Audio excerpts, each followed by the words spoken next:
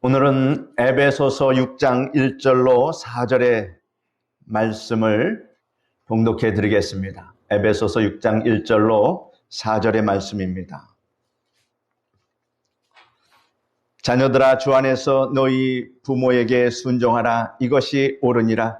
네 아버지와 어머니를 공경하라. 이것은 약속이 있는 첫 계명이니 이로써 네가 잘되고 땅에서 장수하리라. 또 아비들아, 너희 자녀를 노엽게 하지 말고 오직 주의 교훈과 훈계로 양육하라. 오늘은 주 안에서 부모와 자녀, 이러한 제목으로 말씀해 드리겠습니다. 5월은 가정의 달입니다.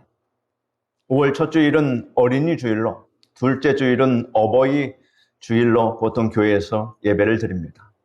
가정에서 부모와 자녀의 관계는 매우 중요합니다. 부모와 자녀의 관계가 어떠한가에 따라서 그 가정의 행복 지수가 정해집니다. 그러므로 저는 하나님께서 부모와 자녀의 관계를 말씀해 주신 오늘 이 말씀을 통해서 여러분에게 그리스도 예수 안에서 자녀들은 어떻게 부모를 대할 것이며 또한 부모는 자녀를 어떻게 양육할 것인가에 대해서 말씀해 드리겠습니다. 첫째로 성경은 부모를 공경하라고 말씀하셨습니다. 오늘 본문에 보면 자녀들아, 주 안에서 너희 부모에게 순종하라. 이것이 옳으니라. 네 아버지와 어머니를 공경하라. 이것은 약속이 있는 첫 계명이니 이로써 네가 잘되고 땅에서 장수하리라 말씀하셨습니다. 우리가 부모를 공경하는 것은 부모 공경이 인간 본성이며 사람으로서 마땅히 행할 도리이기 때문입니다. 부모는 나를 낳아주시고 길러주신 생명의 원천이요 생존의 뿌리가 된다라고 하는 사실입니다. 부모 없이 이 세상에 존재할 수 있는 사람은 한 사람도 없습니다. 그 때문에 부모를 공경하지 않고 거스리는 사람은 자기 생명의 원천을 거스리는 어리석은 사람입니다. 세상에 어리석은 종교들도 한결같이 부모를 공경하라고 가르치고 있습니다. 부모님을 공경하는 것은 인간 역사와 함께 면면이 이어져 왔고 또 앞으로 이어질 그러한 질서와 아름다운 덕행인 것을 여러분 아시기를 바랍니다. 어느 사회를 보더라도 부모 공경은 인간의 본성이요 인간이 마땅히 행할 도리라고 말할 수 있습니다. 또 우리가 부모를 공경하는 것은 인간이 만든 법이 아니라 하나님께서 주신 계명입니다. 하나님은 계명을 주시기 전에 부모를 공경할 수 있도록 원천적으로 그 본성도 우리에게 심어 주셨습니다. 본성이란 누가 가르쳐 주지 않아도 갖고 있는 성품을 본성이라고 합니다. 자녀가 태어나면 자녀를 사랑하게 되어 있고 자녀가 부모의 사랑을 받으며 성장한 후에는 부모를 공경하게 되어 있습니다. 이것을 가지고 학원에 가서 공부를 하고 배울 이유가 전혀 없이 하나님께서는 우리 심령에 그러한 본성을 처음부터 넣어주셨습니다. 하나님의 형상을 따라서 지음받은 인간이기 때문입니다. 기독교는 효의 종교라고도 말할 수 있습니다. 하나님께서는 모든 인간이 지키고 행할 본분이 되는 계명 10가지를 우리에게 주셨습니다. 첫째 계명에서 넷째 계명까지는 하나님께 대한 계명이고 다섯째 계명서부터 열째 계명까지는 인간에 대한 계명인데 인간에 대한 첫 계명이 바로 뭡니까? 네 부모를 공경하라는 것입니다. 하나님께서 우리에게 주신 10가지 계명 가운데 부모를 공경하라는 계명이 있음을 볼 때 기독교는 효도의 종교가 아닐 수 없습니다. 그뿐만 아니라 하나님께서는 부모를 공경하는 자에게 복을 주시겠다고 약속하셨고 반면에 부모에게 불효하는 자에게는 형벌을 주신다고 말씀하셨습니다.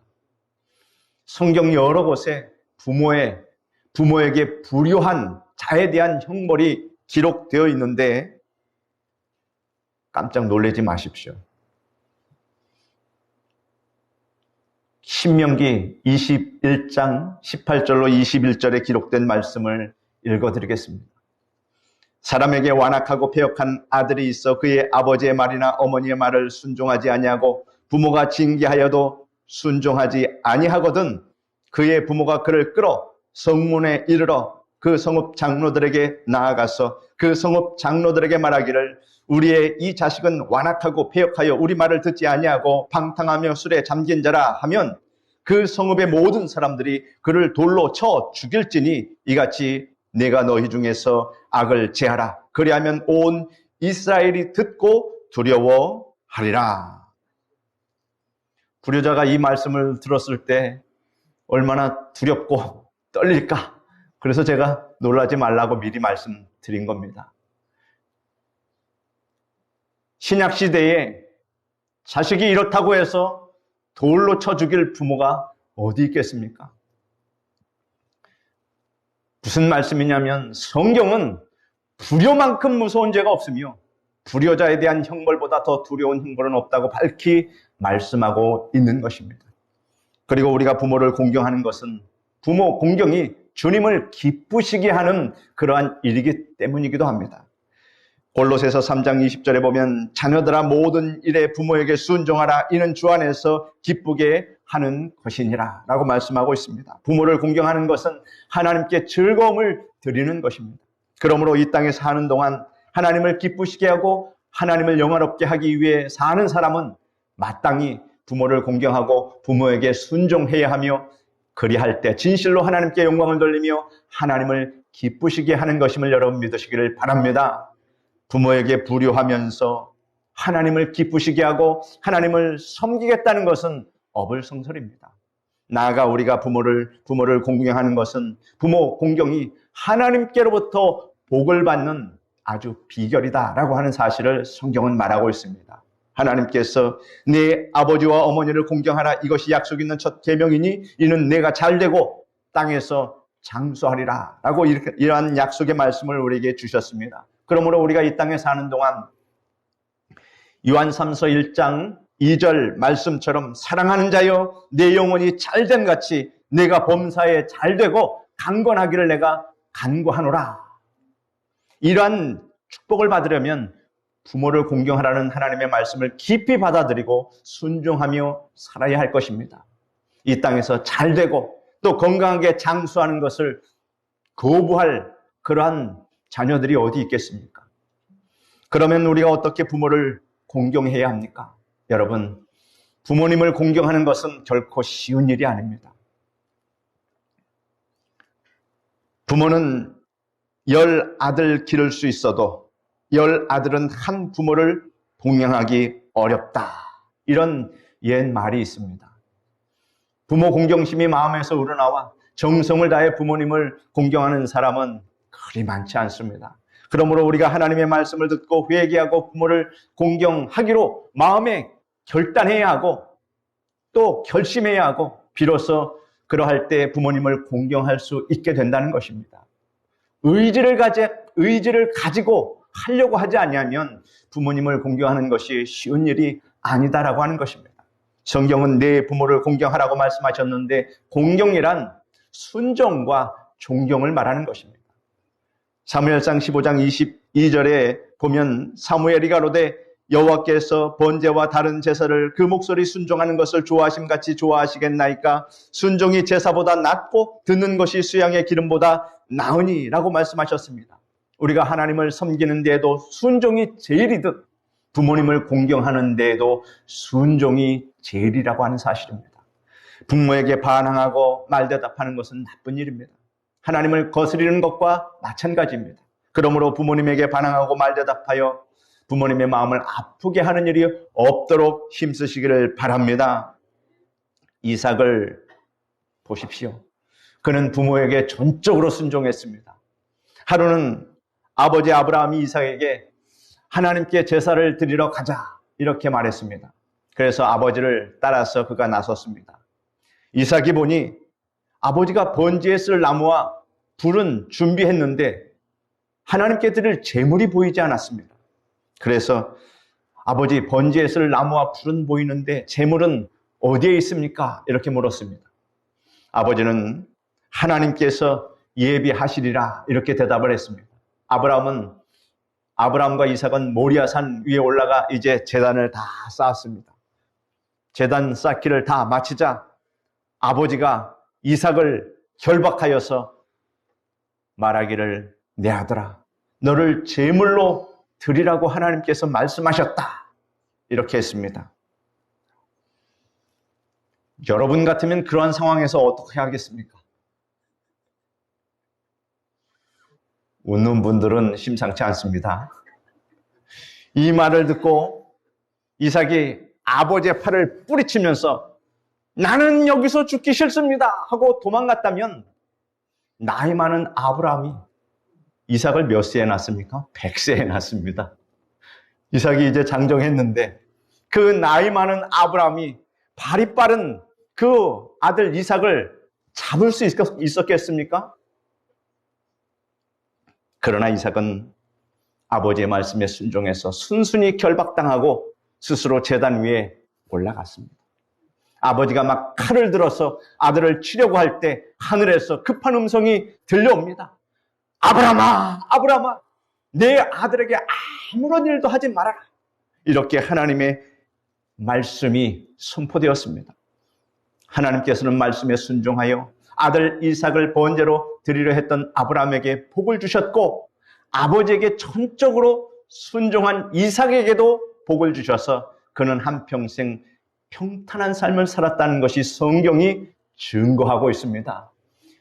야곱의 이야기, 또 요셉의 이야기는 성경에 길게 펼쳐져 있는데 이삭의 이야기는 성경에 아주 짧게 기록되어 있다라고 하는 것입니다.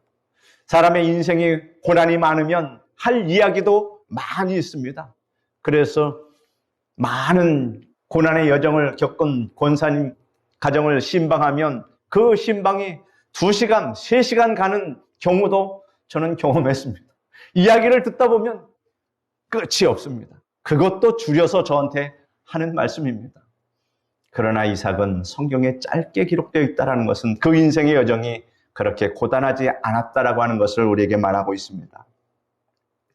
부모가 존경받는 것은 당연한 일입니다. 10달 동안 복중에 아기를 가지고 있다가 죽음의 고통을 맛보면서 해산을 하고 진자리 마른 자리 갈아주며 고생한 어머니, 그리고 자식의 양육을 위해서 수고하고 땀 흘린 아버지를 기억해 보십시오. 부모가 서로 자식에게 좋은 교육을 못 시키고 기름진 음식을 먹이지 못했다고 할지라도 자식을 낳아주고 길러준 일만으로도 존경받아야 하는 것입니다. 부모는 언제나 자식을 가장 위하고 가장 사랑합니다. 부모만큼 자녀를 사랑하는 사람은 세상에 존재하지 않습니다. 부모는 자식에게 최고의 관심을 주며 언제나 자식의 편에 서게 됩니다. 부모는 자식이 아무리 큰 잘못을 저질러도 감싸주고 자식의 작은 성공에도 진심으로 기뻐하고 자랑스러워합니다. 이러한 부모님이 계시다는 그 자체가 큰 행복입니다. 그러므로 부모님을 마땅히 존경하고 사랑해야 하는 것입니다. 우리가 부모님을 사랑하려면 말로만 사랑한다고 할 것이 아니라 감사의 표현을 해야 합니다.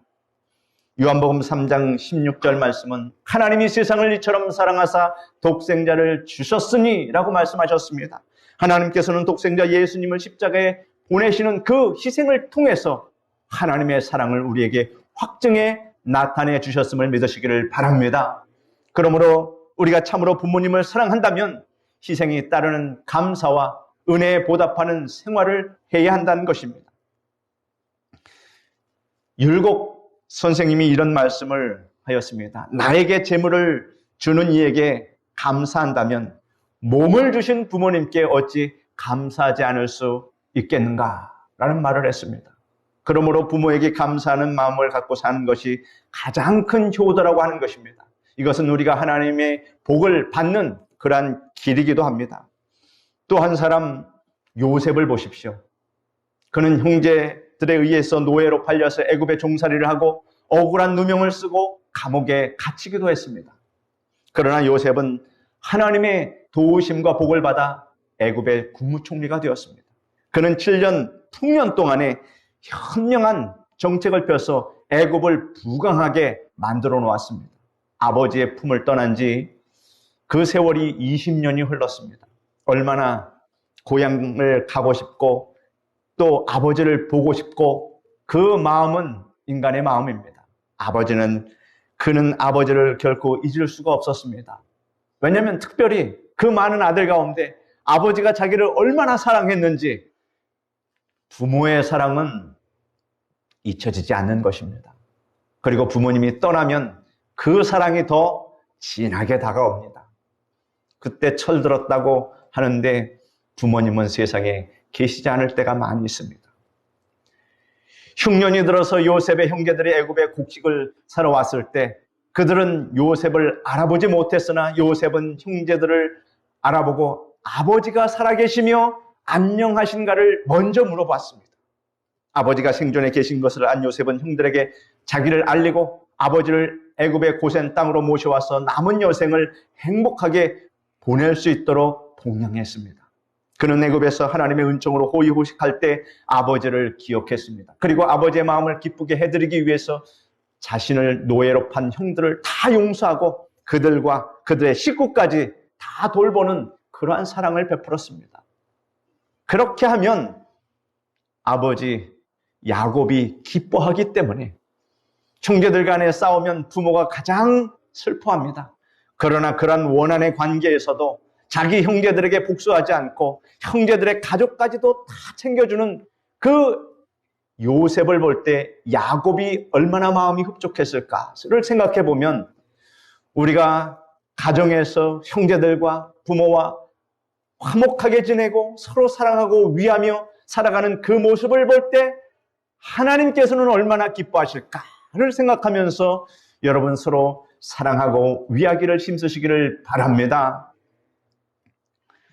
자녀들은 부모님께서 기뻐하시는 삶을 사는 것만으로도 효도를 할 수 있음을 알아야 합니다.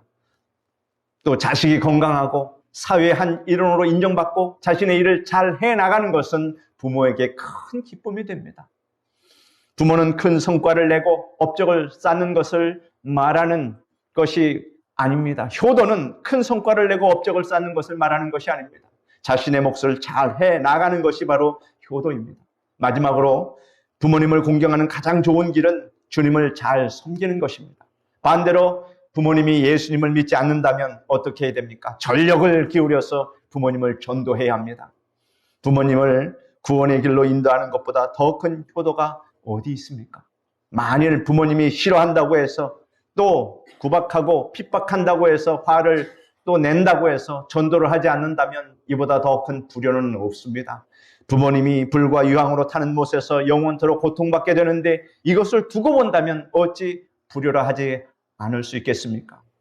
부모님이 살아계실 때 전도해야 합니다. 그러므로 부모님이 몰라서 핍박하고 노하는 것이니 위축되지 말고 긴박한 심정으로 전심으로 전도해서 부모님을 구원시켜야 합니다. 사랑하는 성도 여러분, 부모님이 살아계실 때 효도하시기를 바랍니다.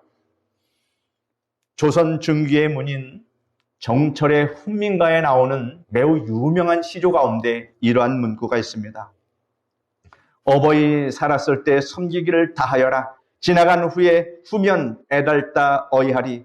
평생에 고쳐 못할 일 이뿐인가 하노라 하였습니다. 평생에 고쳐 못할 일이 무엇입니까? 부모님께 효도하는 것. 부모님 돌아가시면 평생에 이것은 다시 할 수 없는 것입니다. 어리석은 사람들은 부모님이 살아계실 때 허랑방탕하고 불효하다가 돌아가신 다음에야 비로소 부모님께 효도한답시고 뭐합니까? 옛날 얘기인데 옛날에 3년상을 치르고 제사상을 크게 차려놓고 제사 지냈는데 이 모두 얼마나 어리석은 일입니까? 우리나라도 얼마 전까지만 해도 이런 문화가 팽배했던 그런 나라였습니다. 여러분, 제사만 해도 그렇습니다. 여러분, 죽은 소의 입을 벌려서 여물을 넣어 보십시오. 그 소가 먹을 수 있습니까? 죽은 소는 먹지 못합니다. 그런데 죽어 관 속에 묻힌 사람이 어떻게 제사밥을 먹겠습니까? 설령 죽은 사람이 제사밥을 먹는다고 칩시다. 제사는 여러분 몇 대까지만 지내는지 아십니까? 4대까지만 지냅니다. 4대가 지나면 이제 제사밥도 얻어먹지 못하게 됩니다. 4대가 지나면 제사를 지내지 아니하니 그러합니다. 그러면 4대가 지난 후에는 굶어도 괜찮다는 것입니까? 그리고 제사상에 올라가는 음식이 뭡니까?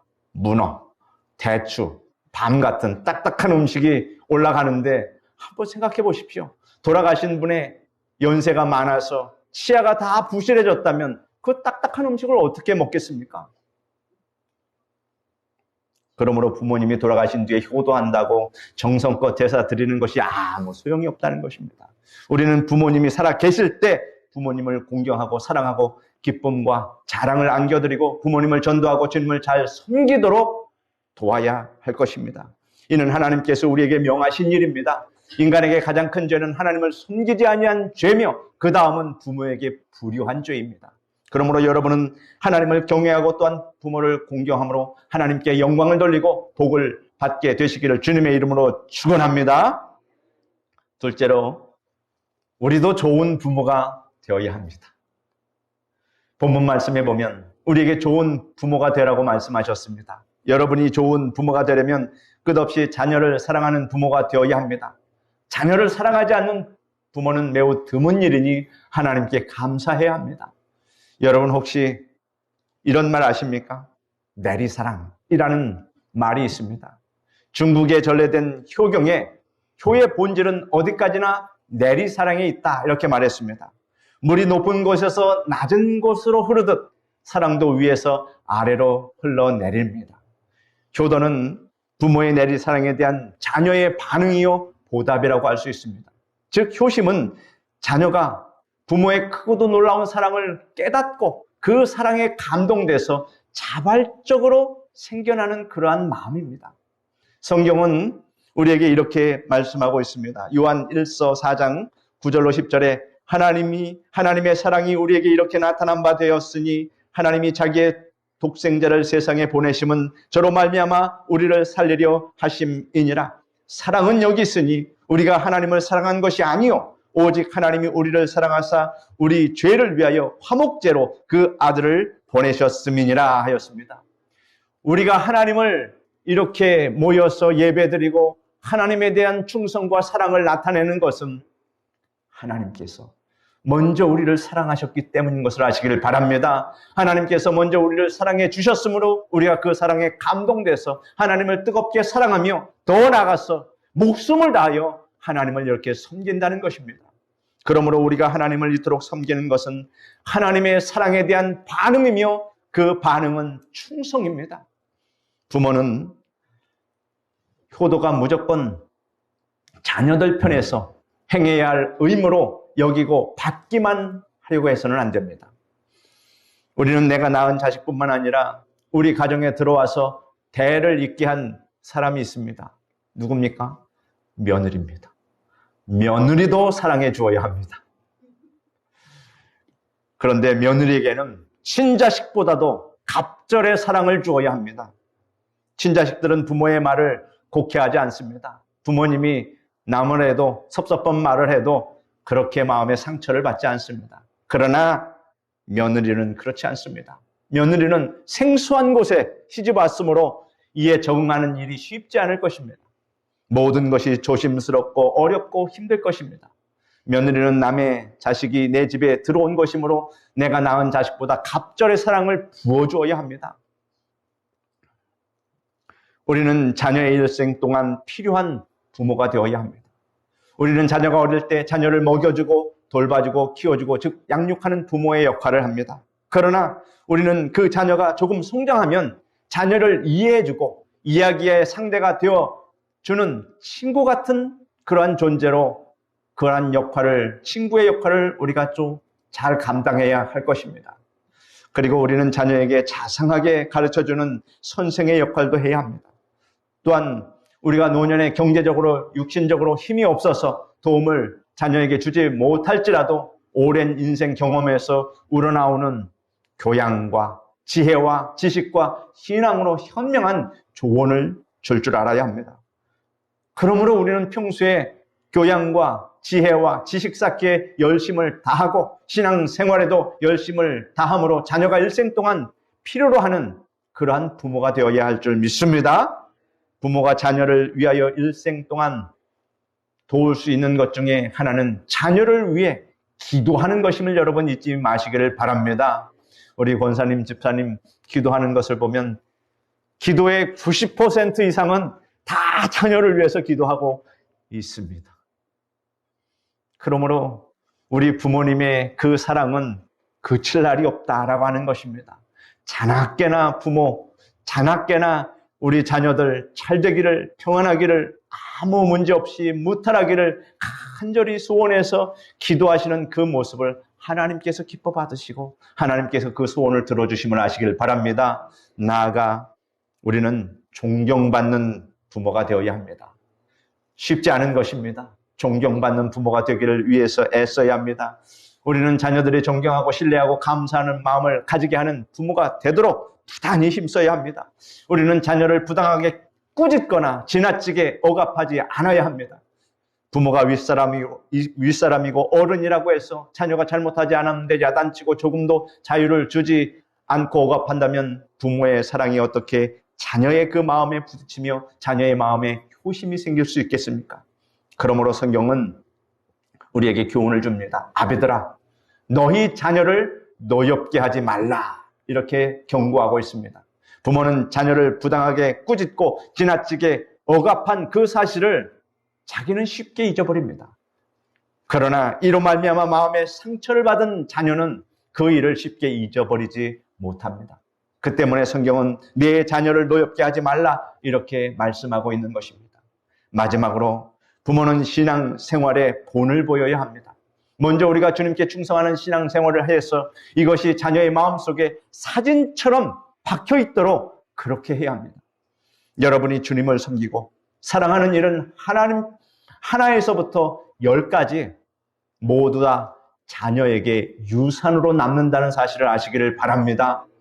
여러분이 예배에 빠짐없이 참석하고 교회 봉사활동을 열심히 하고 성도들을 잘 섬기고 또 성도를 위해서 기도하면 여러분의 자녀도 성장하여 하나님을 잘 섬기고 교회에 봉사하게 되는 것입니다.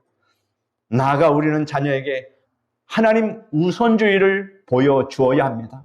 여러분은 자녀에게 물질 만능을 가르치지 마십시오. 뭐니 해도 돈이 제일이라는 생각을 자녀에게 심어주어서는 안 됩니다. 그리고 자녀에게 학문지상주의를 가르치지 마십시오. 1등만 하고 공부벌레가 되고 인류학교를 나와야 된다고 주장하지 마십시오. 여러분은 어떤 경우에도 하나님 제일주의에, 예배 중심주의에, 말씀 중심주의, 신앙 중심주의를 자녀에게 심어주시기를 바랍니다. 이는 영생과 구원에 관계된 가장 중요한 일이기 때문에 세상의 어떤 것과도 타협하거나 양보할 수 없는 부분이기 때문에 그렇습니다. 하나님 제일주의로 살아가는 사람은 하나님께서 삶의 자원이 되어주시고 복의 근원이 되어주시고 그 일생 동안 보호자가 되어주심을 여러분 믿으시기를 바랍니다. 부모를 공경하거나 자녀에게 좋은 부모가 되는 것에 대해 말하기는 쉽지만 실천에 옮기는 것은 지극히 어렵다라고 하는 사실입니다. 사람마다 형편과 처지가 다르기 때문에 그 사람의 입장에서 보지 않고 남을 판단할 수 없습니다. 여하튼 우리는 부모를 공경하고 자녀에게 좋은 부모가 되는 일에 깊은 관심을 가지고 노력을 아끼지 말아야 할 줄 믿습니다. 왜냐하면 성경이 우리에게 그렇게 명령하고 있기 때문입니다. 그러나 우리 힘만으로는 할 수 없습니다. 실패를 거듭할 수밖에 없는 것이 현실입니다. 그러나 우리가 하나님께 도움을 구하면 하나님께서 우리에게 인내와 믿음과 사랑과 능력과 지혜를 공급해 주셔서 부모를 잘 공경하게 하고 좋은 부모가 되게 해 주십니다. 오늘 들은 말씀을 잘 기억하고 여러분 삶 속에서 실천하셔서 행복한 가정 속에 행복을 누리며 사는 여러분 되시기를 예수님의 이름으로 축원합니다. 기도하겠습니다. 거룩하신 하나님 감사합니다. 5월에 가정의 달을 맞이해서 주 안에서 우리 자녀와 부모의 관계에 대해서 우리가 어떻게 처신하고 살아야 할지를 깨닫게 하여 주시니 감사합니다. 우리가 부모를 공경하고 자식을 사랑하는 것은 하나님께서 우리를 만드실 때 애초에 우리의 본성으로 그렇게 우리를 지어주셨사오니 하나님께서 주신 이 본성에 우리가 벗어나지 않고 하나님 순종해서 부모를 공경하고 자녀를 극진히 사랑할 수 있는 우리들이 되게 하여 주시옵소서. 예수님의 이름으로 기도드립니다. 아멘.